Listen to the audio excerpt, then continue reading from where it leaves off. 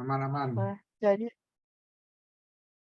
jadi ini disclaimer dulu teman-teman, ini kan, slide-nya bukan punya aku, tapi punyanya guruku SMA dulu, dan peraturannya, ini tidak boleh di-share keluar. Jadi entar, aku kirimin SS-nya atau ya kalian SS sendiri bisa ya? Ya gimana pun biar nggak kelihatan aku kirim file aslinya, gitu aja.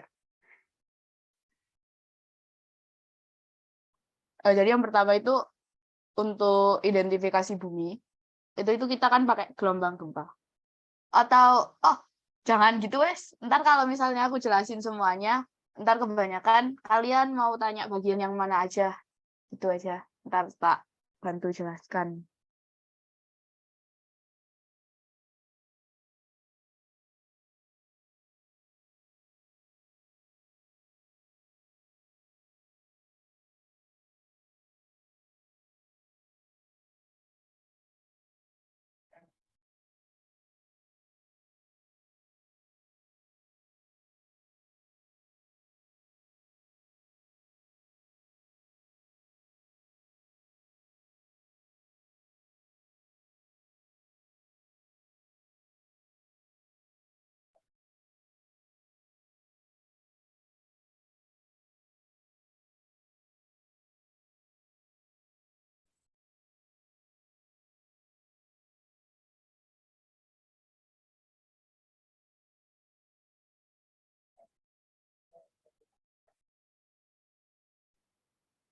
Kita ikut yang PPT aja wis.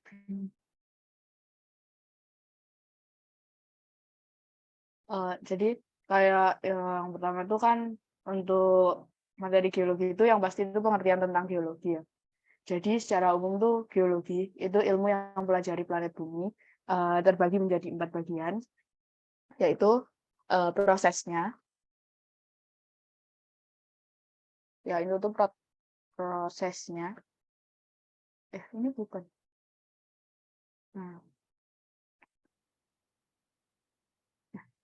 oke. Kok proses? Ya Allah, ini ya apa sih bisa nggak pakai ini?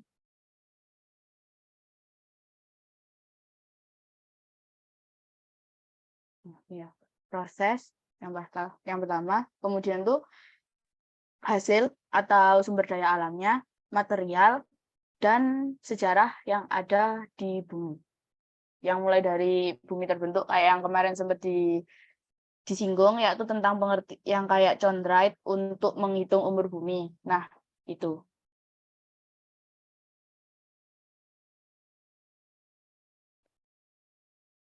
Oke. Untuk kemudian bedanya geologi sama teknik geologi itu apa? Kalau geologi ya ilmu yang mempelajari geologi gitu aja. Ilmu yang mempelajari bumi gitu aja. Tapi kalau teknik geologi itu bedanya tuh kalau teknik itu gimana caranya kita bisa mengeksplor bumi. Kita bisa ngedapetin sumber daya mineralnya itu bagaimana. Kalau bedanya teknik geologi itu gitu. Ini hal dan energi. Kemudian ya selain itu untuk potensi bencana alam itu juga dipelajari melalui geologi. Kemudian untuk tujuannya kalian bisa baca sendiri. Untungnya tuh geologi itu terbagi jadi 2. Yang pertama geologi fisik itu yang bahas tentang batuan dan mineral, juga gunung-gunung ya pokoknya yang terlihat bentuknya. Sedangkan geologi yang kedua itu biasanya disebut dengan geologi dinamik atau geologi sejarah. Jadi itu mempelajari proses-proses yang ada di dalam bumi, mempelajari asal, dan kemudian evolusi dan kehidupan di dalamnya. Tuh. Untuk pembentukan bumi sendiri, jadi pembentukan bumi itu dimulai dengan yang namanya evolusi Big Bang. Ya kalian mungkin udah sering dengar ya tentang evolusi Big Bang itu sebenarnya itu lebih umum dipelajari oleh uh, orang astronomi. Cuman di biologi itu juga dipelajari ya tapi cuma ya sebatas tahu gitu aja, nggak yang didalami untuk merumuskan tentang asal-usul bumi.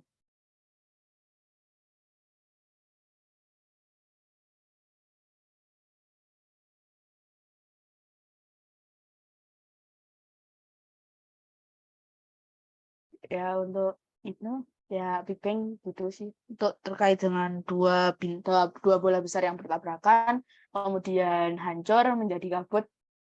Ya, kemudian kabutnya berputar sampai akhirnya memadat di tengah jadi matahari, dan kabut-kabut yang ada di sekitarnya itu juga berputar kemudian memadat jadi planet-planet yang ada sekarang gitu.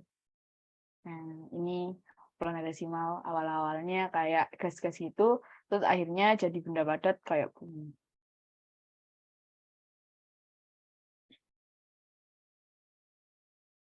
Ini apa namanya, nebula lain yang ada di luar angkasa. Ya, sama kayak bumi. Kemudian untuk komposisi bumi sendiri, itu terakumulasi oleh meteorit dengan umur kurang lebih 4,5 tahun menggunakan ya apa namanya, yaitu apa sih istilahnya, identifikasi radiometrik yang dari Chondrite itu. Nah kayak ini pakai ini.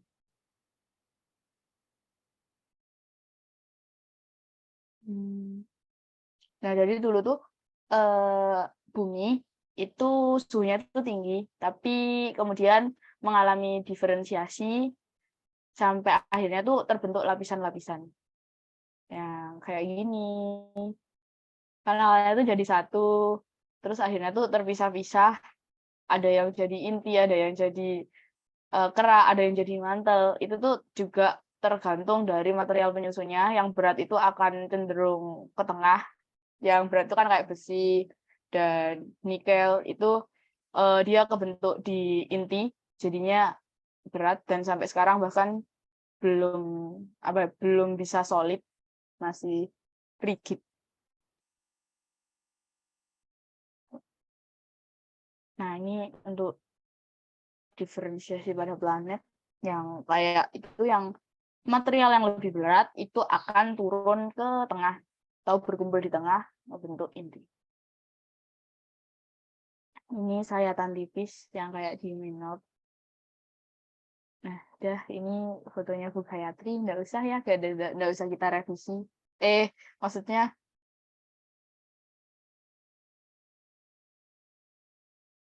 nggak usah kita review, kok revisi. Kemudian yang kedua ini ada materi rock forming mineral. Ya, rock forming mineral tuh ada macam-macam, tapi utamanya tuh yang paling utama itu yang ada di deret reaksi Bowen. Untuk mineral sendiri, itu karakteristiknya ada 4. Yang pertama ya terbentuk secara alami, kemudian anorganik, benda padat, dan memiliki tekstur kristalin atau memiliki sistem kristal. Yang intinya tuh, apa sih yang dimaksud dengan sistem kristal tuh? Sistem kristal tuh susunan atomnya itu teratur dan berulang. Itu aja. Nah, ini struktur atom dari mineral. Masih gampang ya ini. Ya, gitu.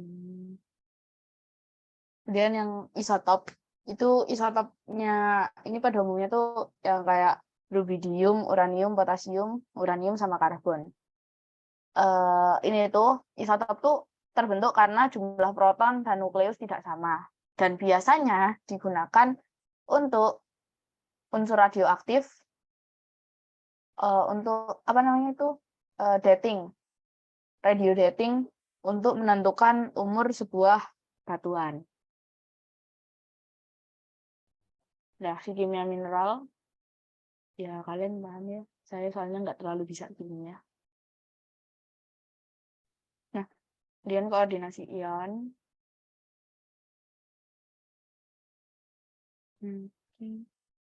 Ini kristalografi, nanti dipelajarinya lebih di mineralogi sih, nggak di geologi, nggak terlalu. Ini native element. Nah, untuk kristalisasi itu jadi kayak pertumbuhan mineral gitu loh. Kristalisasi itu terbentuk dari ikatan atom sampai dia tuh ke bentuk 3D.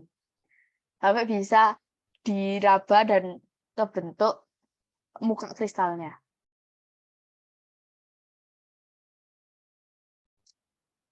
Nah, kristalisasi mineral itu kebentuk pada magma yang membeku.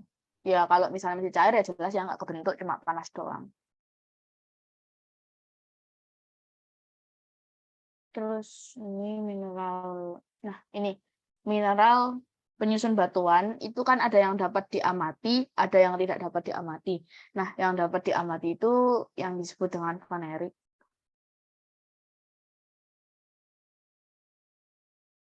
Kemudian yang nggak bisa diamati itu disebut avanitrik.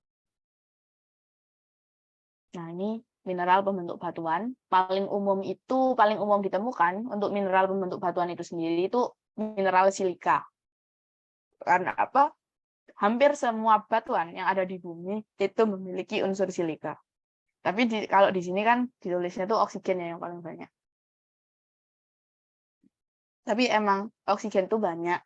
Tapi yang paling lebih umum ditemui itu silika. Kalau oksigen tuh dia tuh tersusunnya di kerak bumi.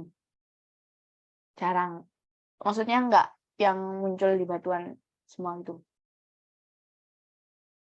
Nah, untuk klasifikasi mineral sendiri itu ada 7. Dengan silika menempati posisi terbanyak. Sebenarnya kalau misalnya itu biasanya ada lagi penggolongannya itu ketambahan fosfat. Tapi jarang.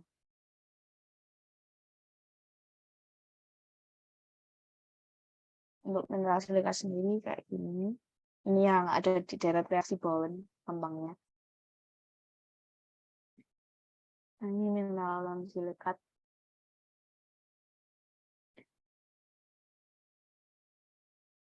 Oke, untuk sifat fisik mineral itu kebagi jadi kekerasan, belahan, pecahan, kilap, warna, cerat, densitas, dan sifat kristal kayak yang diamati di bagal yang kemarin sama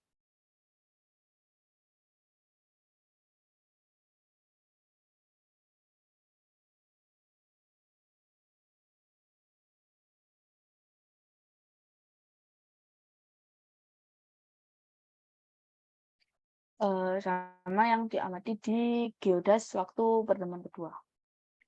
Untuk kekerasan mineral sendiri itu yang terukur menggunakan skala Mohs. Ya, masih gampang ya. Untuk belahan, ini cara paling mudah membaca belahan adalah dari muka kristalnya. Kayak ini kan 1, 2, 3. Untuk ini sifat belahan terbalik terhadap ikatan kristalnya. Ini benar sih. Nah, kalau untuk pecahan, ini belahan. Ini sih belahan. Untuk pecahan itu lebih kelihatannya tuh lebih nggak teratur dibandingkan dengan belahan. Untuk pecahan sendiri tuh ada banyak macamnya, tapi biasanya yang keluar tuh yang even sama uneven. Paling gampang itu.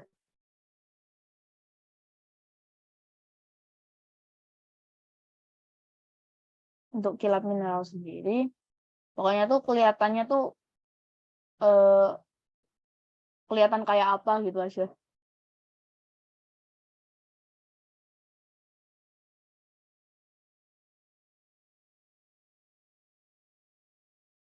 Untuk warna mineral, ini tergantung dengan pengamatan kalian masing-masing, nggak ada nggak ada yang kayak saklek itu warna apa gitu. Ya tergantung pengamatan masing-masing. Tapi ya kalau udah warna ya bahaya ya. Nah, kayak ini impurities.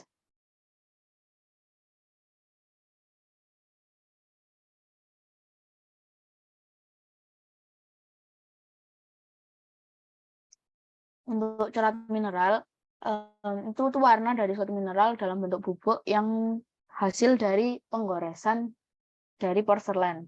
Tapi kalau misalnya kalian ngegoresinnya ke amplas, itu warnanya bakal sama semua.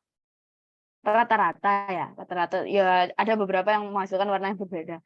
Tapi secara umum kalau misalnya digoreskan ke amplas kayak waktu praktikum geodas itu kurang apa ya? Kayak kurang tepat gitu. Kalau misalnya lebih tepatnya ke porselen kayak waktu di Bagai. Nah, ini sifat fisik mineral itu kayak reaksi dengan HCl.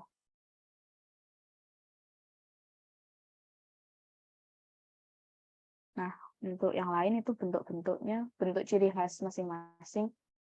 Itu like asbes itu berserat gitu. Nah, ini mineral pada batuan. Enggak semua batuan tuh disusun oleh satu mineral aja. Ada banyak macamnya. Kemudian ini nanti untuk jenis-jenis batuan itu kan ada 3, yang batuan beku, batuan sedimen, sama batuan metamorf. Kenapa batuan metamorf selalu diletakkan di akhir? Ya karena metamorf ini bisa dari batuan sedimen ataupun batuan beku itu sendiri. Nah, ini mineral penyusun batuan yang paling umum itu ada kuarsa, feldspar, mika, piroxen, amphibole, sama olivin. Oke, udah habis ya. Kemudian ini untuk batuan beku. Untuk mempelajari batuan beku itu yang paling utama yakni terkait dengan deret reaksi Bowen.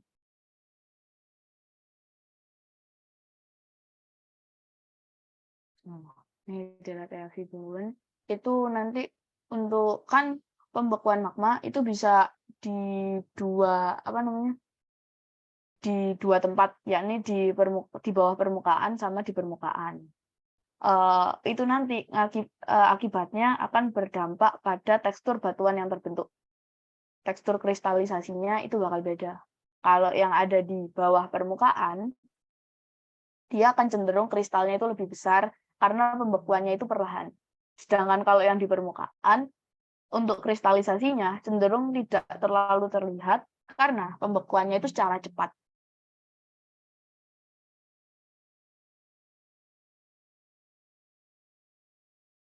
Nah,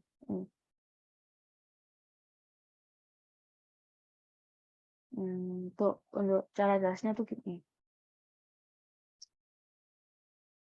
Jadi untuk produk pendinginan magma tuh sebenarnya tuh ada 4 tekstur yang paling umum ditemukan.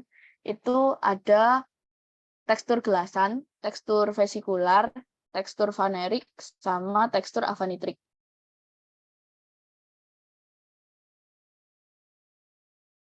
Tapi kalau yang untuk porfiritik itu untuk untuk jenis kristalnya itu yang ada, itu bentuknya itu nggak seragam. Jadi ada yang gede, ada yang kecil. Sedangkan kalau untuk yang vanerik itu seragam kecil semua. Sedangkan kalau untuk yang avanitrik itu seragam yang vanerik itu seragam besar semua. Untuk yang avanitrik itu nggak kelihatan kecuali kalau pakai mikroskop. Untuk yang piroklastik itu sendiri tersusun dari fragmen batuan lain. Gitu. Untuk klasifikasi ukuran kristal, iya, ada yang ngomong. Kali ini kayak yang tadi yang sebelumnya itu boleh tolong diulangi nggak? Yang mana? Ya, yang ini. Ini. Jadi untuk produk, maaf diulang lagi ya. Jadi untuk yang produk pendinginan magma itu terbagi jadi 6 ya. Maaf, bukan 4 jadi 6. Yang pertama tuh ada tekstur gelasan, itu dia nggak ngebentuk kristalisasi sama sekali. Jadi benar-benar yang kayak kaca. Dan emang biasanya dibuat untuk bahan baku kaca. Kemudian tuh yang kedua ada porfiritic tekstur. Untuk porfiritic sendiri, dia kan kelihatan ya ini. Untuk kristal penyusunnya tuh atau mineral penyusunnya tuh untuk ukuran kristalnya itu nggak seragam. Ada yang ini, yang bagian sini ini kecil, Yang bagian sini itu besar. Kemudian untuk yang C itu ada vanerik.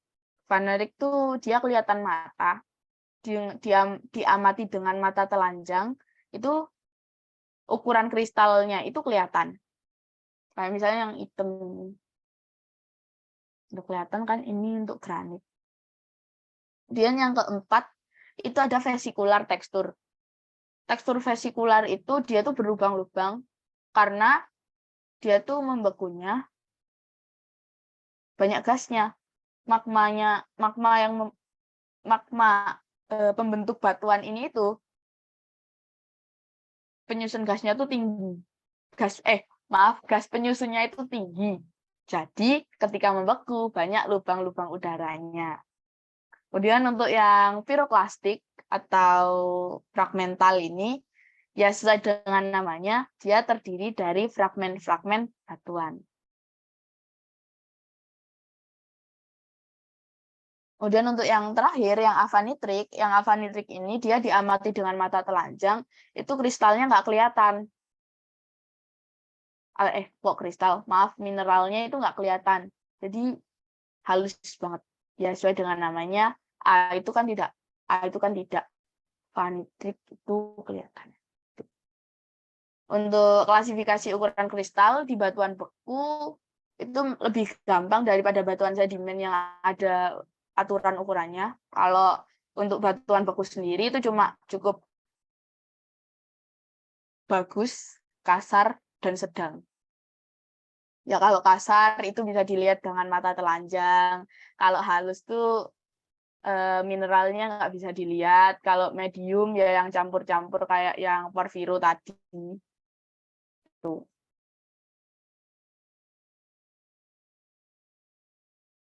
Ya, ini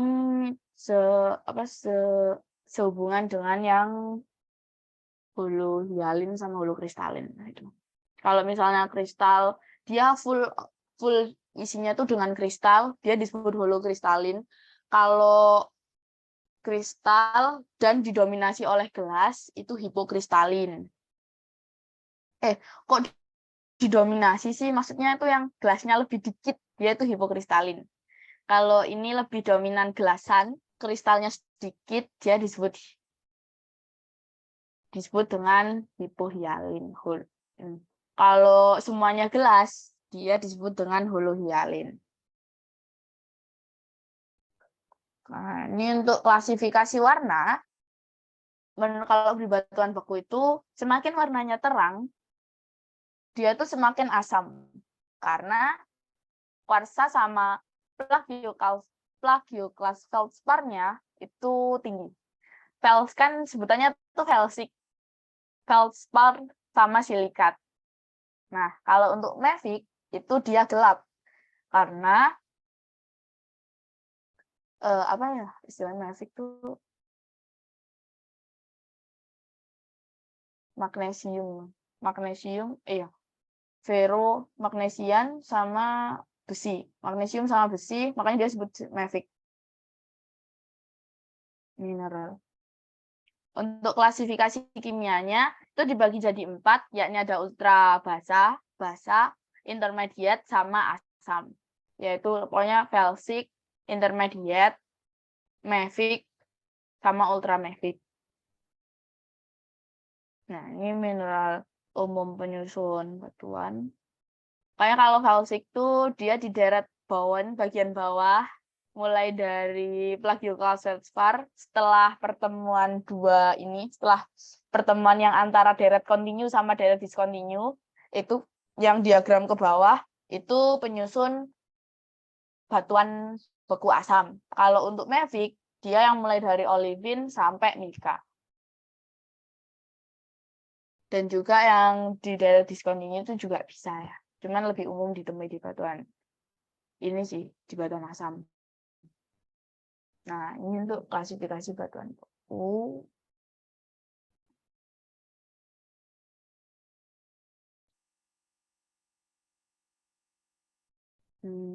Sebenarnya untuk yang batuan felsik itu sendiri nggak cuma terbatas di granit sama riolit aja. ada lagi batuannya. Kayak yang keluar di soal kemarin, itu tuh bisa disebut pakai batuan asam juga. Tapi emang yang lebih umum dikenal yang asam ya granit riolit, intermediate diorit sama andesit. Untuk batuan basanya itu gabbro sama basalt. Untuk ultra basanya itu peridotit sama komatit. Untuk pumice sama obsidian. Ini kalau pumice tuh gampang dikenali ya, karena strukturnya tuh beda. Dan umumnya warna terang, karena emang dia penyusunnya tuh batuan asam, mineral asam. Kalau untuk obsidian sendiri, nah ini setara dengan batuan beku asam juga, tapi karena pembekuannya dia yang sangat cepat, jadi nggak terbentuk kristal sama sekali, justru full dengan gelas. Ini pembentukan magma.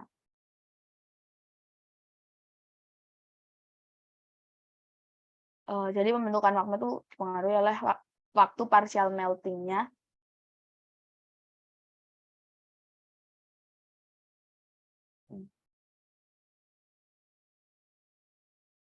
Diferensiasi magma ya.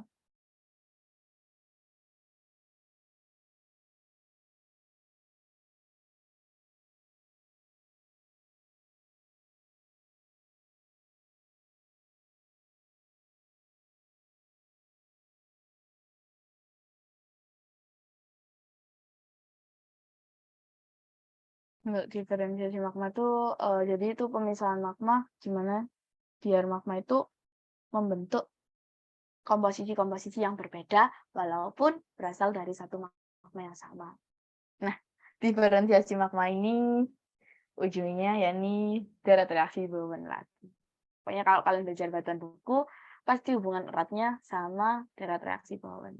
Jadi dan deret reaksi Bowen itu pasti awalnya dari 600 sampai 1200 derajat.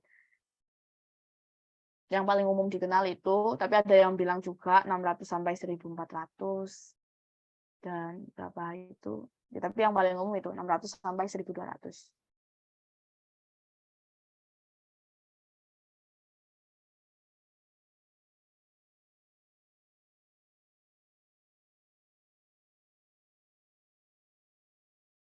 Untuk ini fraksinasi kristal. Jadi ini yang apa? Jadi yang mengkristal duluan itu tuh dari yang sifatnya paling basah, dari yang sifatnya itu ultra basah karena dia suhunya paling tinggi. Maksudnya terbentuk di suhu yang paling tinggi, jadi dia mengkristal duluan. Contohnya olivin. Kalau di deret reaksi Bowen ini, dia itu ada di jajaran paling atas. Nah, kayak olivin gini. Itu yang sini, yang paling atas nih mengkristal duluan, baru ke sini, ke sini, ke sini.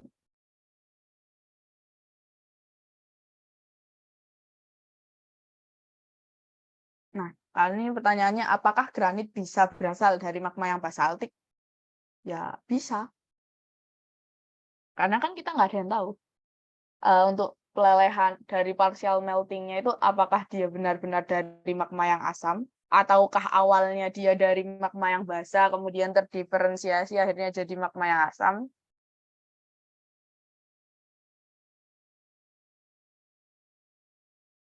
Nah, kan bisa dari sini ke sini, sini ke sini, sini ke sini. Nah, ini untuk pembentukan magma granit. Nah, ini untuk pembentukan apa namanya intrusi magma. Pokoknya dia yang memotong arah perlapisan batuan itu disebut dengan dike. Untuk yang sejajar dengan arah perlapisan itu disebut dengan seal.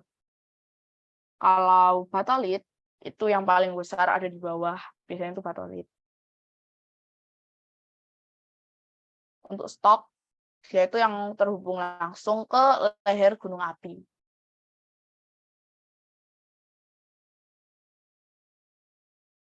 Ini kan dikes memotong perlapisan dari batuan lokal. Sedangkan silts dia mengalir searah dengan perlapisan. Nah, ini untuk pluton atau batolit berbentuk pada kedalaman 8-10 km dan sering dijumpai berasosiasi dengan batuan sekitar. Jadi tuh awalnya tuh kan cuma kecil gini, terus menerobos batunya leleh, jadinya jadi besar. Nah, itu asal mulanya gimana sih bisa magma itu sampai ke permukaan bumi kayak gini. Awalnya cuma ada rekahan kecil, tiba-tiba jadi besar. Ini untuk intrusi fenolit dan intrusi. Nah, ini untuk intrusi batuan.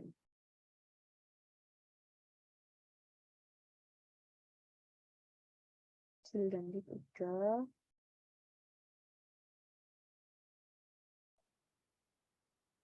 Nah, ini daiknya gede ya. Granit ini daiknya. Dia menerobos perlapisan. Nah, ini untuk batuan beku dalam tektonika lempeng. Ini ada yang namanya konvergensi. Itu ngebentuk gunung gini, gunungan. Dan di sini tuh biasanya konvergensi itu juga bisa terbentuk palung.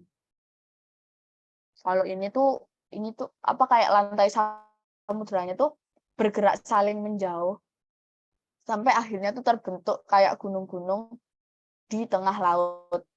Kalau untuk hotspot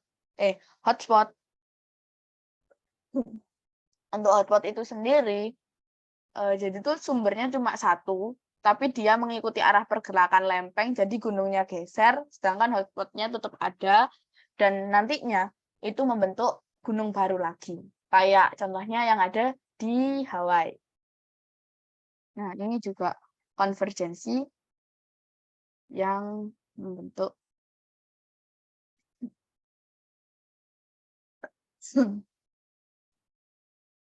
oh, ini bedanya tuh ada di jenis lempengnya. Kalau yang ini tuh ocean sama ocean saling konvergensi, jadinya ngebentuk gunung. Kalau yang ini tuh ya sama. Tapi ini oceanic sama kontinen. Yang mana itu lempeng benua sama lempeng samudra. Dan itu untuk MOR.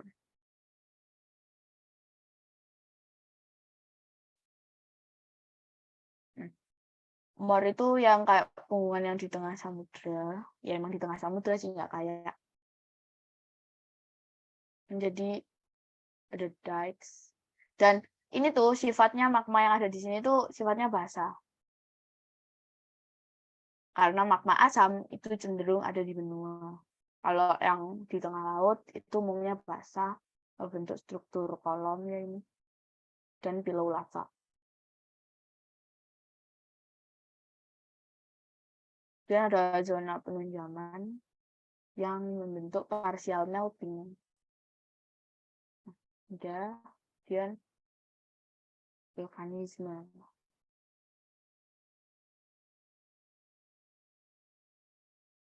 Nah, ini sambutan ya. Nah, untuk yang pertama tuh vulkanisme tuh pasti membentuk tentang anatomi gunung api.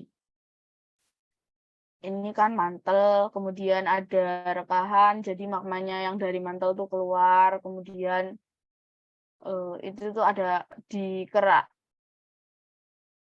bukan kerak ya, pokoknya di litosfer atau ya kerak itu terbentuk yang namanya magma chamber.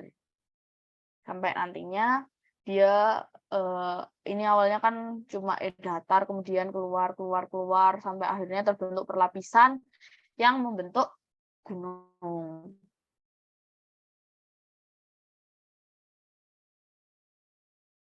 Nah, itu ya ini sill and dike tuh sesuai dengan tadi dia yang menerobos perlapisan sama yang sejajar dengan arah perlapisan. Nah, ini ada erupsi gunung, yang mana nantinya ini sebagai salah satu material piroklastik. Begitu juga dengan lava.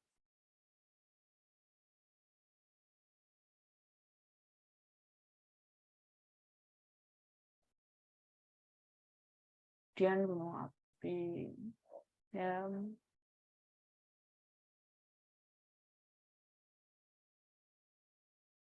Nah, ini untuk erupsi gunung api, yang pertama itu ada viskositas. Yang bisa paling sering dikeluarkan tuh terkait dengan kalau misalnya erupsi gunung api itu viskositas magmanya itu gimana. Kalau keadaannya dengan diberikan keadaan kayak gini, itu viskositas magmanya bakal gimana. Nah, nih, kalau misalnya viskositas itu kan kekentalan magma. Ya, kalau dipengaruhi suhu, semakin tinggi suhu kan otomatis ya semakin cair. Jadi ya analoginya kalau semakin panas kan semakin cair ya. Jadi semakin tinggi suhu, semakin rendah viskositasnya. Untuk komposisi, semakin asam suatu magma, dia akan semakin kental. Jadi kalau misalnya magma asam, magmanya yang pembentuk granit, dia itu viskositasnya tinggi. Sedangkan kalau magma yang pembentuk basalt, magma pembentuk batuan basalt, itu kan sifatnya basa. Nah, dia tuh viskositasnya rendah dan encer. Yang ngebentuk lava. Nah, yang ngebentuk lava bantal itu viskositasnya itu rendah. Kalau gas, semakin sedikit gas yang terkandung, maka akan semakin kental. Kalau banyak fluidanya, dia akan semakin encer dan semakin basah gitu.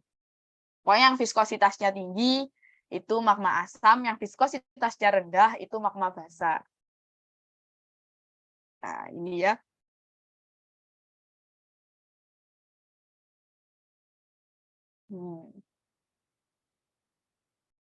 Kan kayak semakin asam tuh akan semakin eksplosif. Nah, kalau yang dia magma basah, dia tuh bakal cuma ngalir gitu aja, nggak yang menyebabkan kerusakan parah.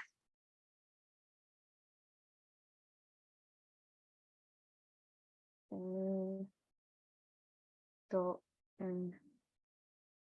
mekanisme erupsi. Nah, untuk yang disebut dengan material erupsi atau material piroklastik itu ini. Jadi lavanya itu juga kan ini ada beberapa jenis lava kan, aliran lava. Juga nanti membakunya itu gimana. Itu juga sesuai dengan lava penyusunnya. Kalau dia cenderung asam atau intermediate, dia bakal ngebentuk lava block. Sedangkan untuk lava basaltik, dia bakal ngebentuk lava AA dan lava apa ini gimana bacanya aku lupa ya itu sama lava bantal. Ini untuk lava bantal di Sleman sama di Sarangsambung. Nah, untuk material erupsi, kalau misalnya dia terdiri dari gas, ya Allah, sorry. Untuk material erupsi, kalau misalnya itu banyak gasnya, dia bakal ngebentuk struktur kayak pumis atau skoria, yang mana disebut strukturnya itu struktur vesikuler. Kalau untuk bedain pumis sama skoria tuh gimana sih? Dari warnanya kelihatan ya. Pumis tuh terang, skoria tuh gelap. Pumis cenderung asam, skoria cenderung intermediate. Perbedaannya tuh gitu.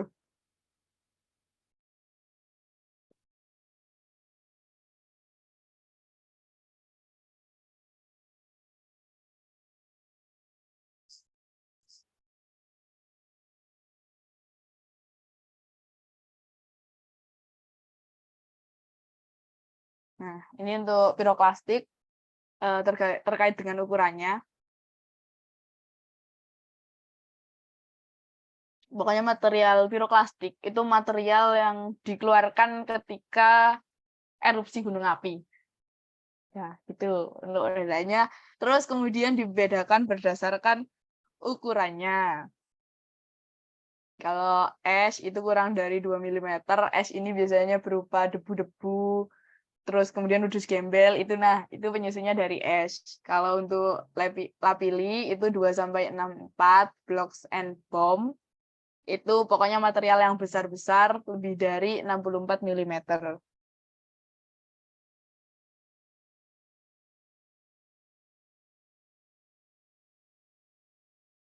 Nah, ini untuk aliran piroklastik.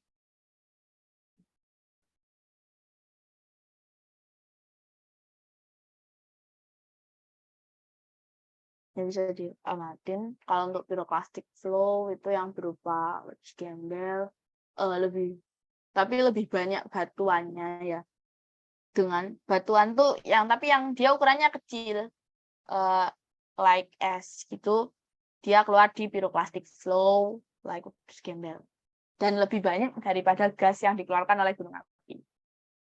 Untuk piroklastik shoot itu biasanya itu berupa yang kayak lahar. Nah, itu lahar itu tapi dia juga lebih banyak gasnya. Untuk piroklastik balls itu dia berupa tepa.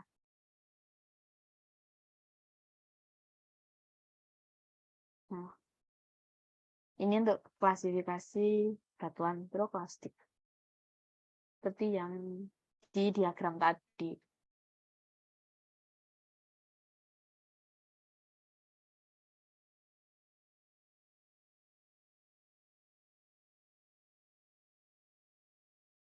Ini untuk tipe gunung api yang ada di Indonesia. Nah, ini volcanic explosivity index.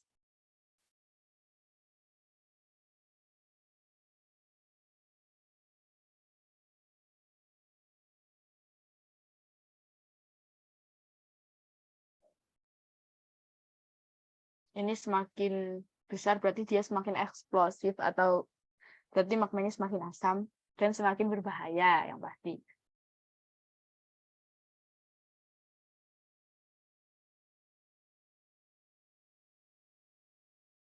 Nah, ini yang VII-nya 0, dia kayak yang di Hawaiian, yang magmanya itu cenderung encer, basah, dan ya cuma mengalirkan lava panas saja. Kalau yang ini, yang 8 ini, dia itu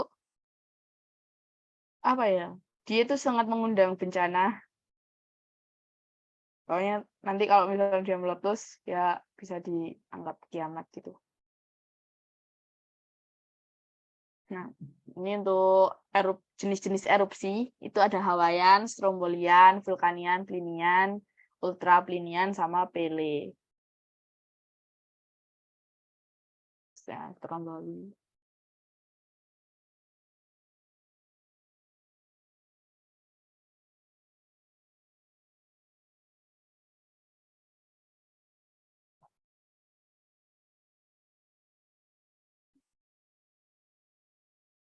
Nah, ini untuk jenis-jenis tadi ya.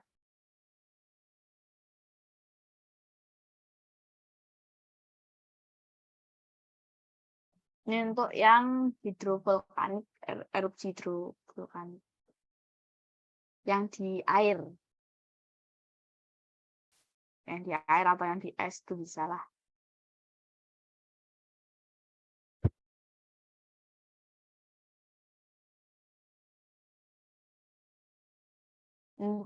Gunung api itu juga ada jenisnya. Nggak cuma sungai aja atau gunungan. Nggak cuma sungai atau es saja yang punya bentang alam, tapi gunung api itu juga punya. Ada gunung api yang tipe perisai. Itu yang kayak dia tuh datar, gunungnya tuh nggak terlalu tinggi dan cenderung memiliki lava basah. Untuk kubah lava, itu biasanya tuh kayak sejenis yang udah ngebeku tapi di tengahnya gunung apinya gitu loh. Nah, itu kubah lava. udah beku gitu. Untuk Cindercon atau itu monogenetic volcano, pokoknya yang kayak gunung apinya tuh mengerucut tinggi. Kalau untuk stratovolcano, dia itu awalnya kecil, terus ketika ada erupsi dia tambah tinggi, ada erupsi lagi tambah tinggi lagi. Untuk kaldera sendiri, itu tuh kawah yang depresinya itu besar, diameternya itu besar. Nah, itu kaldera. Seperti yang ada di Danau Toba. Itu kaldera. Nah, ini stratovolcano contohnya ada di Gunung Semeru. Nah, ini pembentukan kaldera tuh. Awalnya kan kecil, kemudian ada erupsi. Erupsinya itu yang sangat eksplosif, gede gitu. Akhirnya dia runtuh. Runtuh tuh nutup, nutup yang kayak saluran magmanya keluar, itu ketutup. Akhirnya dia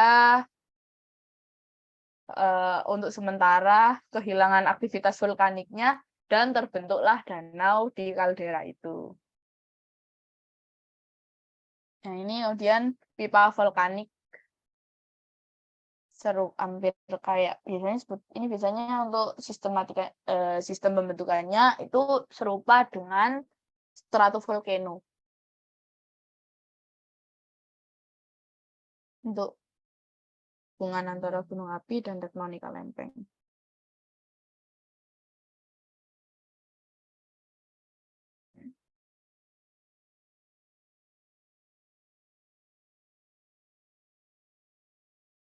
Ini untuk hotspot. Hotspot tuh adanya cuma di Hawaii aja.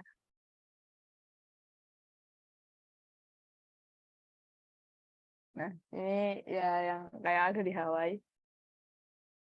Jadi ketika lempengnya geser, hotspotnya tuh bakal tetap ada di situ dan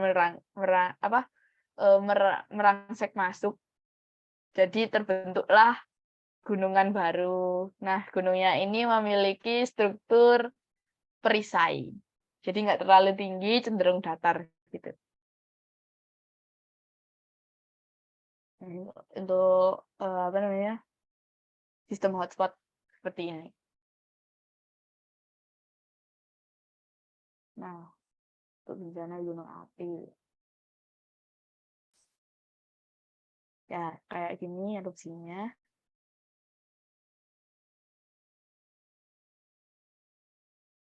Oh, ini piroklastiknya tinggi ya. Oke, selesai vulkanisme dan piroklastik. Sekarang batuan sedimen. Jadi batuan sedimen itu adalah batu yang merupakan hasil litifikasi atau pemadatan dari material yang tersedimen atau ya pokoknya yang terakumulasi, material kecil-kecil terakumulasi dari awalnya yang berupa bukan padatan tapi kayak ya serbuk-serbuk gitu, terus dipadatkan terbentuklah batuan sedimen. Nah, untuk proses pembentukan batuan sedimen itu yang pertama ada pelapukan. Weathering itu kayak ikatan antar fragmen materialnya itu lemah. Kemudian erosi itu lepas berjatuhan. Itu tuh cuma kalau weathering, pelapukan itu tuh kayak belum lepas seperti waktu tererosi. Ya pokoknya gitulah. Nah, jadi pelapukan kemudian erosi, tertransportasi itu pemindahan material, kemudian terdeposito atau terendapkan sampai akhirnya terakumulasi. Nah, burial ini terakumulasi kemudian diagenesis atau pemadatan. Ya, ini. Ini ya, kayak ini.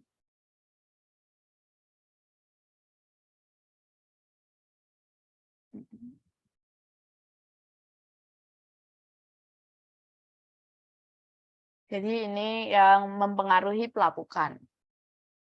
Ada dari batu itu sendiri, dia itu masif atau yang kayak mudah dierosi, kemudian dari faktor iklim seperti hujan dan suhu,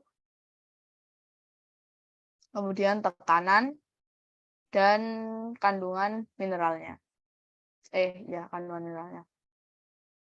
Nah, kayak ini pelapukan granit yang kemudian ngebentuk material lempung.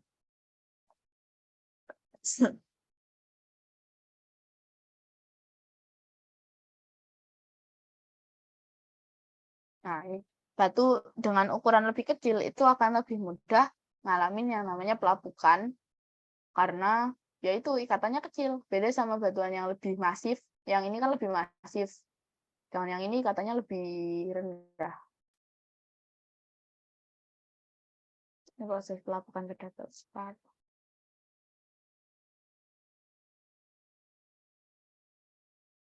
Nah, ini kan kayak besi, itu dia pelapukannya itu lama. Kalau untuk garam, itu dia pelapukannya akan sangat cepat. Nah, ini pelapukan yang terbentuk karena tektonik, sedangkan yang ini dia terbentuk karena pelapukannya itu terkena air hujan. Kalau yang pelapukan membola ini ada istilahnya, cuman aku lupa. Ya ini pelapukannya kan ini berlapis-lapis. Itu karena kena air hujan.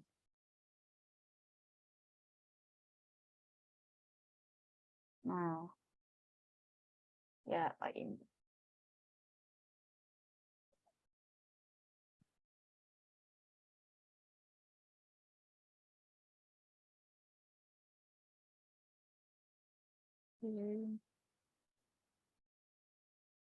Version more than solid ring.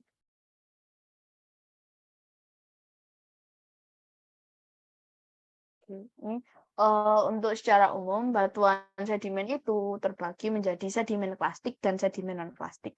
Untuk pembeda paling gampangnya itu gimana sih? Nah, kalau sedimen non plastik itu dia terbentuk dari proses kimiawi atau juga dari pelapukan makhluk hidup, itu dia bisa kayak pokoknya yang terkandung fosil, dia terkandung kayak mineralnya tuh berupa intinya kayak bahan-bahan kimia gitu. Nah, dia sedimen plastik. Kalau untuk plastik sendiri, dia itu diklasifikasi berdasarkan skala Wentworth. Yang kayak ukurannya itu kerikil, apa kerakal, apa pasir, apa lempung, apa lanau. Nah, itu sedimen plastik. Nah, ini kayak sedimen plastik yang biasa ditemui itu breksi sama konglomerat. Nah, kalau untuk perbedaannya breksi sama konglomerat sendiri kan dari butir penyusunnya. Kalau konglomerat itu cenderung bundar, kalau breksi cenderung angular. Ini batuan sedimen plastik itu asalnya dari pelapukan batuan sebelumnya, entah metamorf, entah beku. Terus kemudian itu dia terekatkan dengan umumnya itu material silikat, makanya sebutannya itu silisi plastik. Ini non plastik itu kayak batu gamping atau ya batu lempung itu tetap termasuk plastik sih ya. Itu batu rijang itu di laut dalam, kalau batu gamping itu ada di laut dangkal.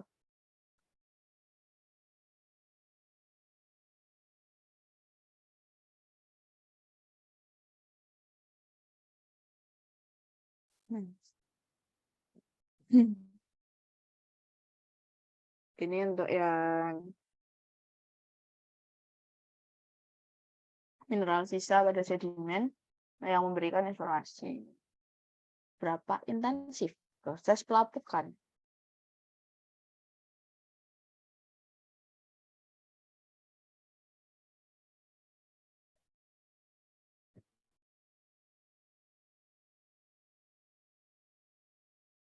Nah, ini sedimentologi sendiri. Semakin jauh dia tertransport, itu dia akan semakin membundar. Kalau dia transportnya itu cuma deket, dia bakal lebih kasar. Ya, gampang lah ya. Tolong dipahamin. Ini untuk sortasi.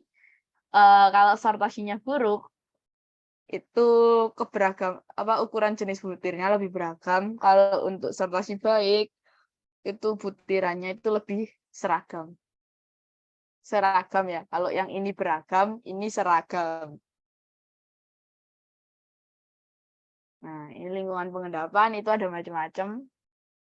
Kalau yang di sini, yang di rendah-rendah ini biasanya dia cenderung tersusun oleh CaCO3. Kalau yang di sini cenderung silikat. Ya, macam-macam.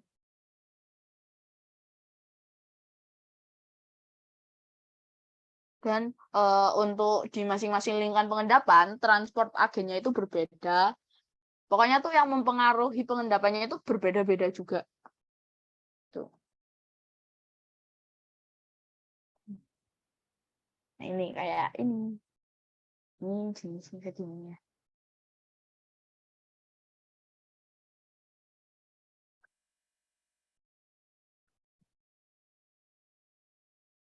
Untuk struktur sedimen sendiri itu ada beberapa macam, kayak cross bedding, graded bedding, ripple, sama bioturbasi. Untuk bioturbasi sendiri itu berarti dia bekasnya makhluk hidup, pokoknya gitu. Untuk ripple yang kayak bekasnya arus. Kalau cross bedding ini silang siur, pokoknya saling potong memotong, lapisannya itu saling potong memotong. Kalau graded bedding dia lebih rapi, laminasi. Nah, gitu. Nah, ini kan silang siur tuh saling memotong, ada yang ke sini, ada yang ke sini. Ada yang ke sini juga. Ini ripple. Ini ripple.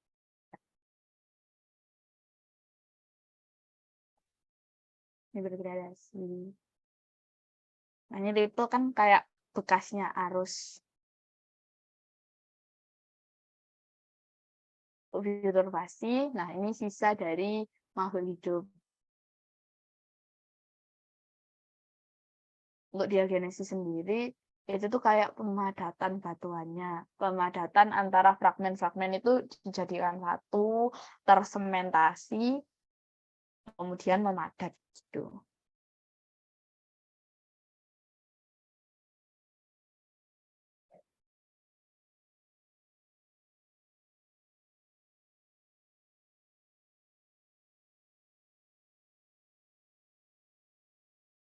Yang kayak misalnya ini nih, dan material.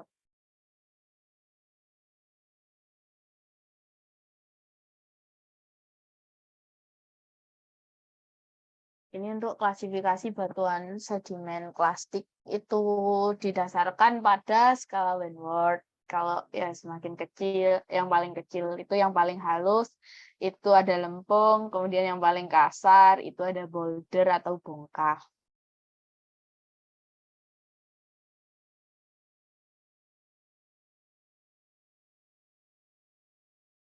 Ya, contoh batuan sedimen plastik begini. Shale itu batu lempung ya, guys. Shale ini nanti awalnya dia yang akan membentuk foliasi.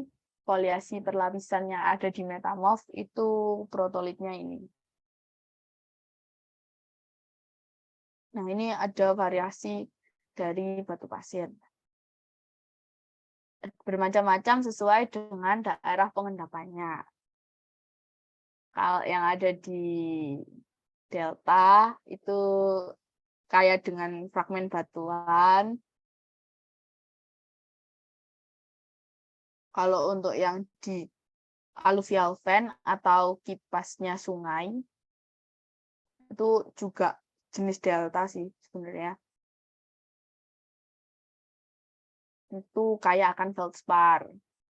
Kalau yang ada di pantai, dia rata-rata berbentuk kuarsa. Makanya kenapa kalau kalian ke pantai itu ada yang batu pasir yang kalau dilihat dari jauh itu kelihatan mengkilap, itu tuh kuarsa. Tapi itu kuarsa yang halus gitu, kecil. Kalau untuk yang di di dasar laut itu kayak akan matriks. Nah, ini untuk klasifikasi batuan sedimen non plastik. Itu umumnya sih biasanya yang paling sering dikeluarkan itu berupa batu gamping sama batu bara. Ya bisa juga si dan apa namanya tuh garam-garaman itu juga bisa. Dan plastik ini sumbernya batuan sedimen. Untuk migas itu sendiri juga dia sebutannya itu sedimen yang kimiawi, yang kayak batu bara gitu-gitu. Itu pembentukan migas secara umum. Udah, berarti sedimen selesai. Kemudian batuan metamorf.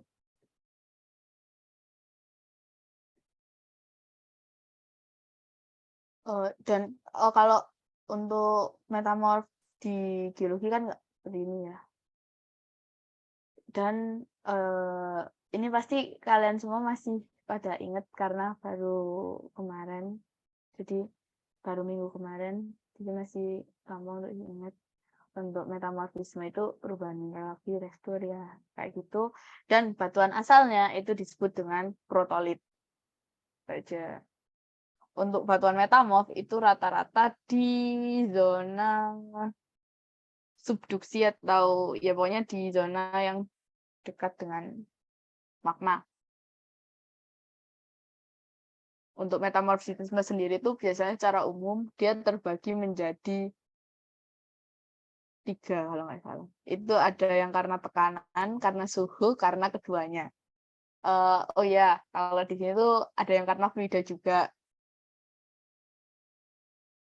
Nah, batuan metamorf tuh berfungsi seperti fosil untuk mempelajari sejarah dari evolusi tektonik bumi.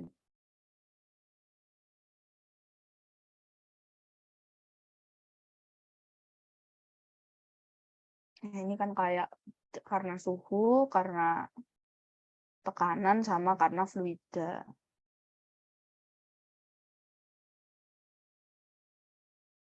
Untuk suhu metamorfisme itu beragam, tergantung dengan tergantung dengan jenis batuan yang akan terbentuk. Dan kalau untuk foliasi itu apa sih? Pensejajaran mineral karena tekanan.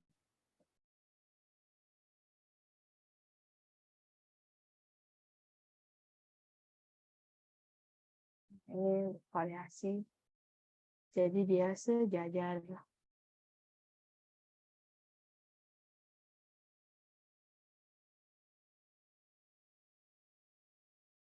Bukan dari yang awalnya jadi begini. Ini non foliasi ding. Non foliasi itu jadi kayak perbesaran mineral dua sih.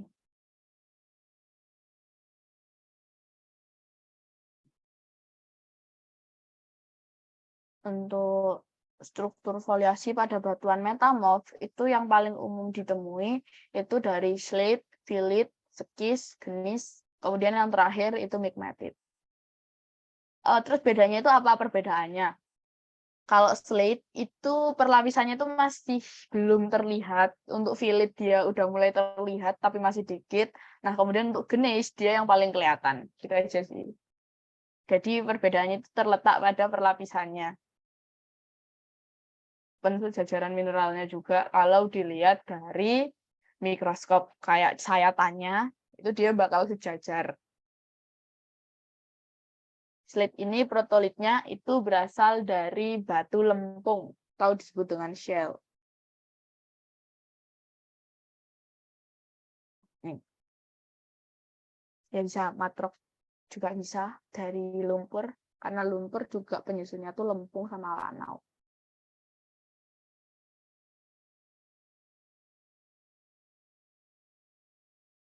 Ini untuk arah metamorfisme, terbentuknya dari apa dan membentuk apa.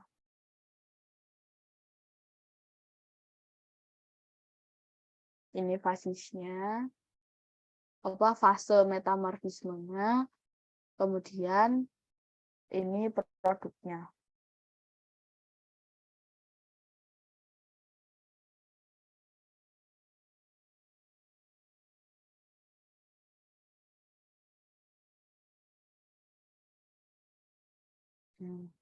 Ini contoh batuan metamorf.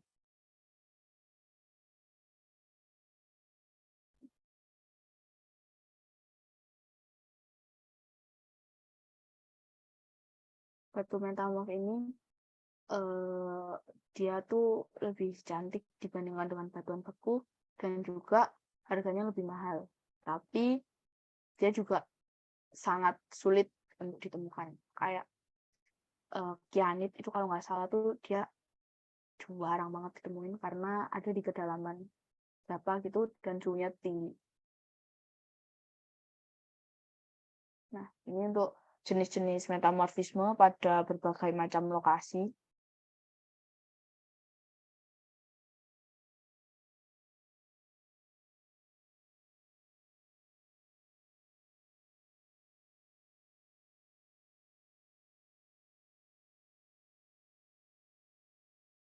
Kalau misalnya dari variasi batuan sedimen itu ada kayak klastik non klastik. Kalau metamorf itu foliasi non foliasi. Kalau beku kan vanerik, avanitrik. Nah, itu sih.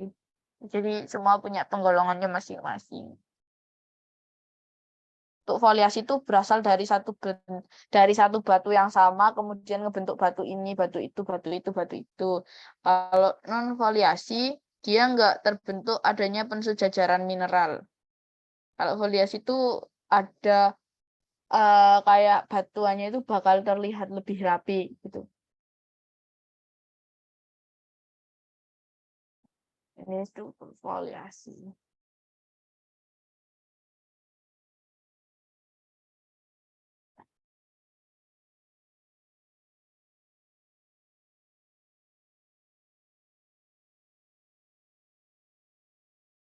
Dan foliasi itu hornfels, granules.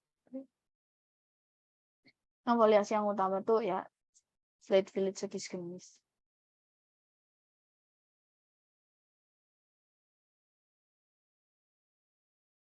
Nah, ini klasifikasi batuan metamorf berdasarkan suhu dan tekanan.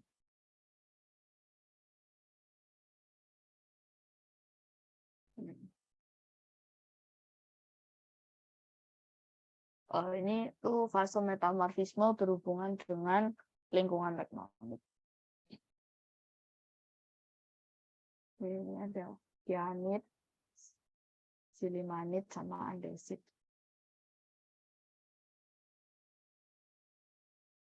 Nah, ini berdasarkan dari suhu sama temperaturnya.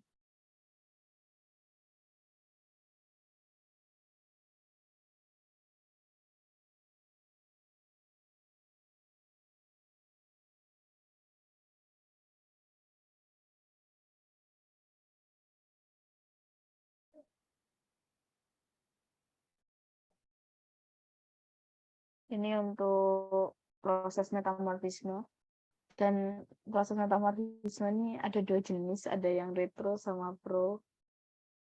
Kalau pro itu tekanannya itu dia tuh awalnya dari yang temperatur rendah sampai ke temperatur tinggi, dari tekanan yang rendah sampai tekanan yang tinggi. Kalau retrograde itu kebalikannya. Dia kembali lagi ke awal dari slate, village, sekis ke genis. Itu prograde kan. Nah, kalau genis mau kembali lagi ke slate, apakah bisa? Bisa. Kalau dia mengalami yang namanya retrograde. Cuman jarang terjadi.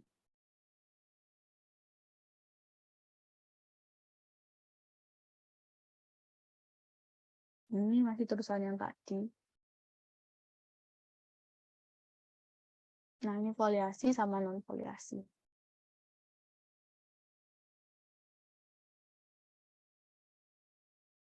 Ini untuk identifikasi batuan metamorf.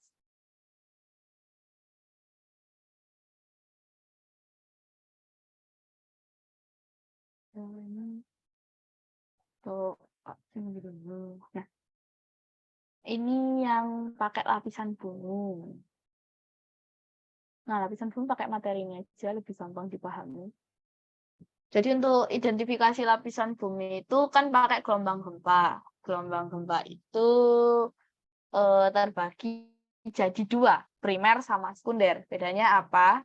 Kalau primer, dia itu bisa menembus semua lapisan. Walaupun cair, dia bisa nembus. Kalau sekunder, dia nggak bisa melewati yang cair.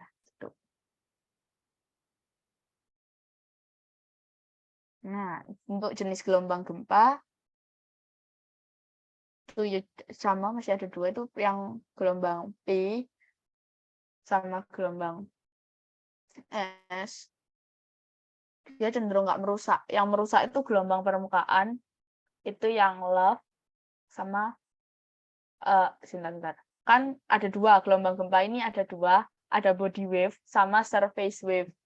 Kalau body wave itu ada dua, yakni yang tadi udah aku jelasin, yang buat mengidentifikasi lapisan bumi, itu yakni gelombang S sama gelombang P. Kalau surface itu dia gelombang yang sifatnya merusak, itu ada gelombang love dan gelombang Rayleigh. Ya, itulah kenapa orang patah hati itu hancur, ya karena gelombang love emang merusak. Nah, ini untuk gambaran yang tadi, untuk gelombang P sama gelombang S. Untuk yang P itu dia bisa melewati yang cair ini.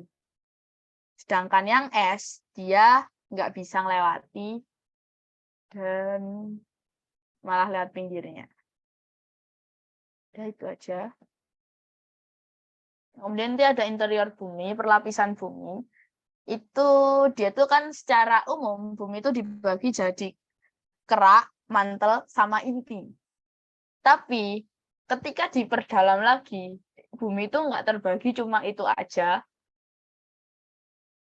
Di keraknya aja, dia ada yang namanya di kerak itu ada kerak benua, ada kerak samudra gitu kan. Kalau di mantle dia ada litosfer, astenosfer, kemudian ada mesosfer juga.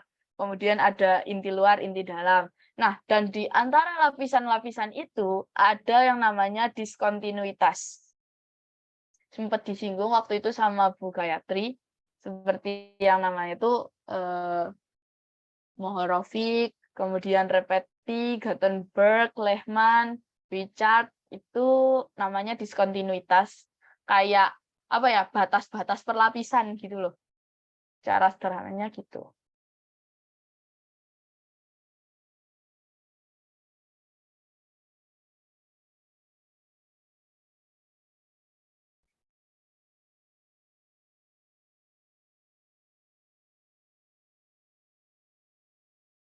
Bislah tak, Pak. Ya ini ntar tak kirim aja nggak apa-apa.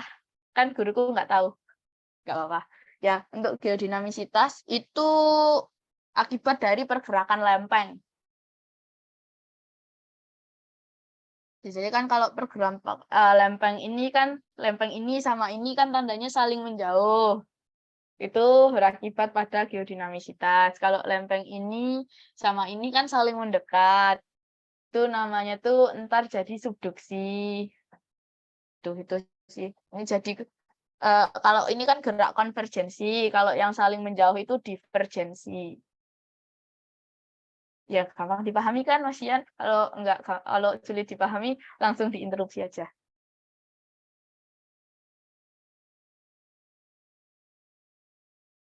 Nah, ini untuk batas lempeng tektonik itu dibagi jadi tiga macam, yakni divergen, konvergen, sama transform.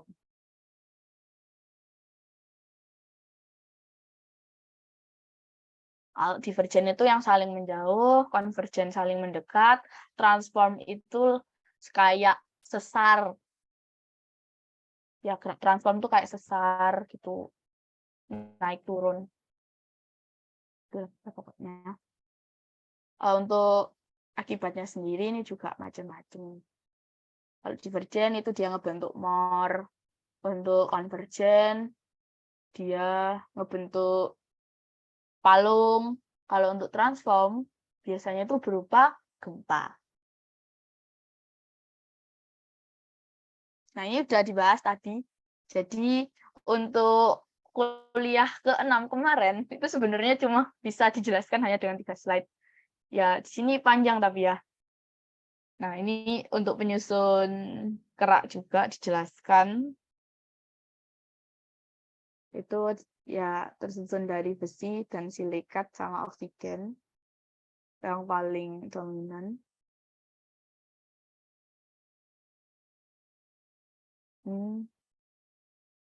Kan batuan udah dijelasin tadi. Ini continental crust dibahas satu-satu.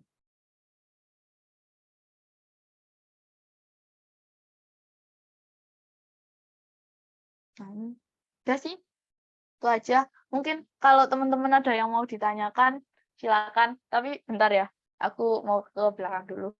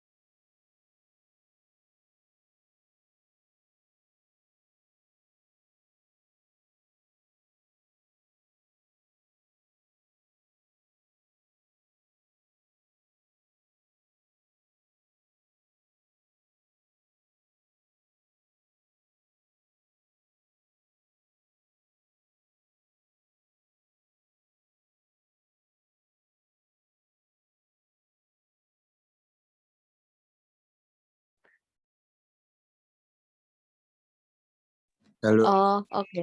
Bentar. Iya, ya. Udah baca man. Bentar ya, tak ngambil catatanku dulu.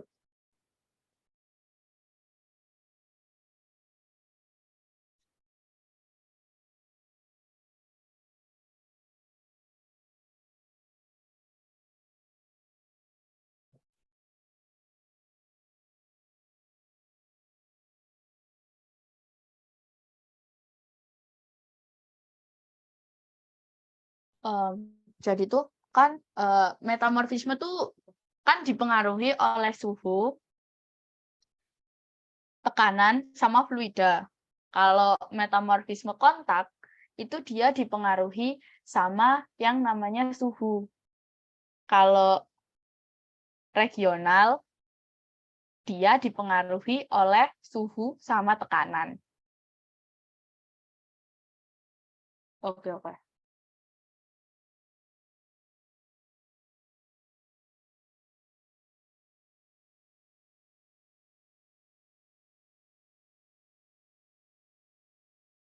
Nah, ini kan. Jangan yang lebih jelas.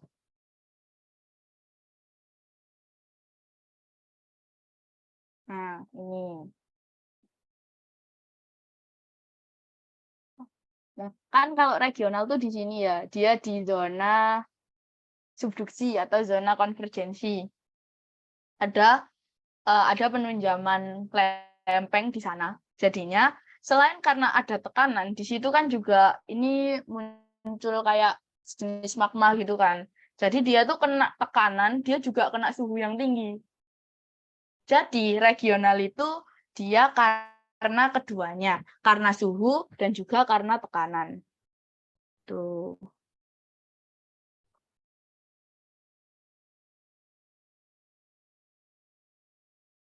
Nah, kalau yang shock metamorfisme itu dia karena ada hantaman. Ya, jadi karena ada, nah kan kayak gambarnya tuh kan kelihatan karena ada meteor yang jatuh ke situ.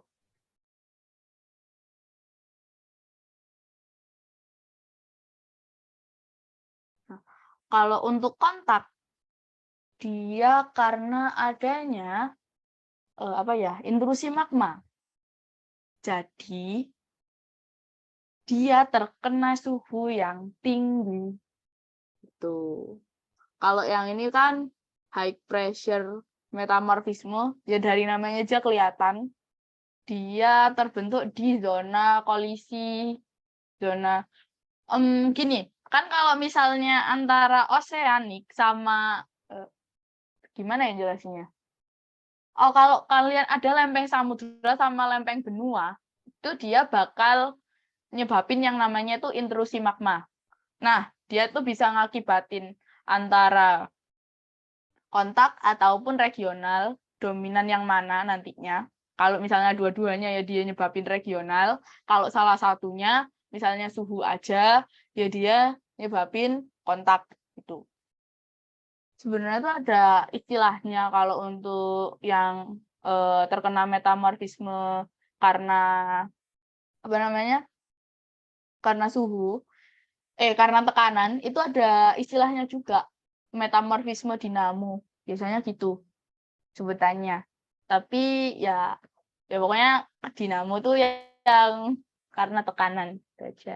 Kalau yang kemarin tuh kan ada yang jenis metasomatisme atau apa itu aku juga masih belum terlalu paham juga. Jadi aku belum bisa jelasin.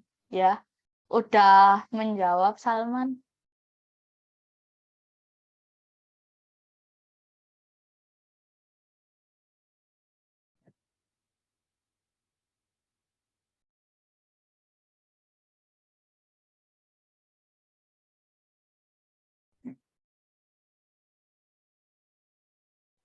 Jadi ada lagi yang mau ditanyakan?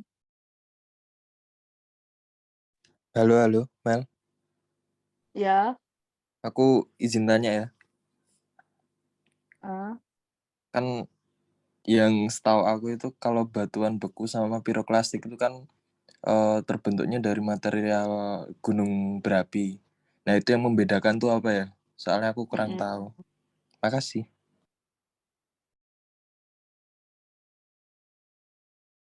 Oh, untuk jadi gini sih.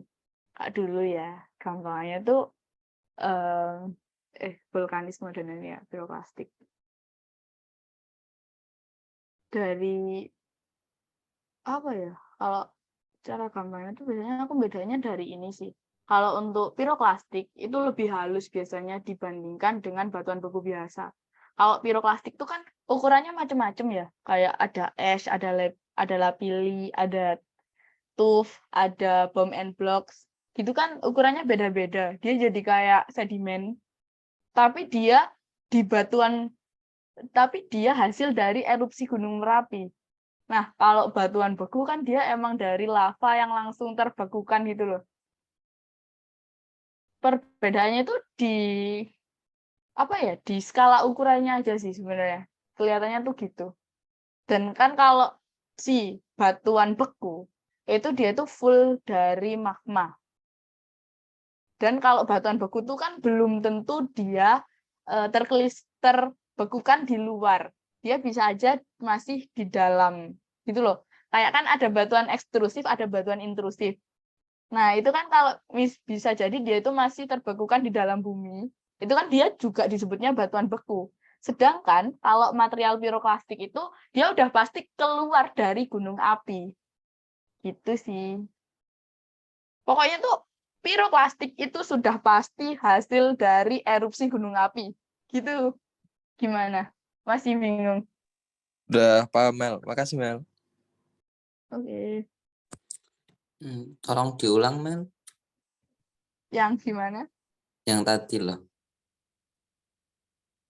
Oh, jadi gini. Kalau sama-sama dari magma kan, awalnya itu sama-sama dari magma.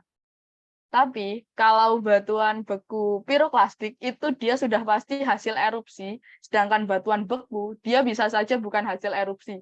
Bisa saja kayak, dan erupsi ini sudah pasti gunung api gitu loh. Kalau batuan beku biasa itu dia bisa saja kebentuk kayak di mid oceanic ridge itu bisa itu di pokoknya pokoknya dari bentuk butirnya juga bisa dibedakannya.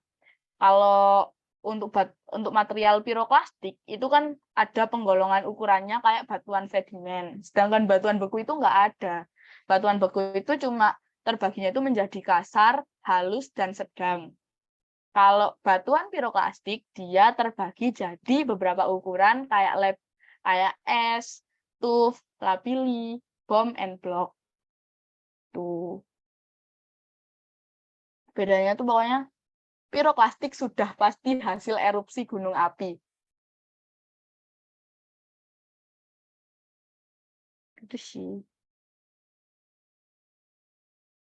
Ada lagi? Udah menjawab belum? Udah, makasih Mel.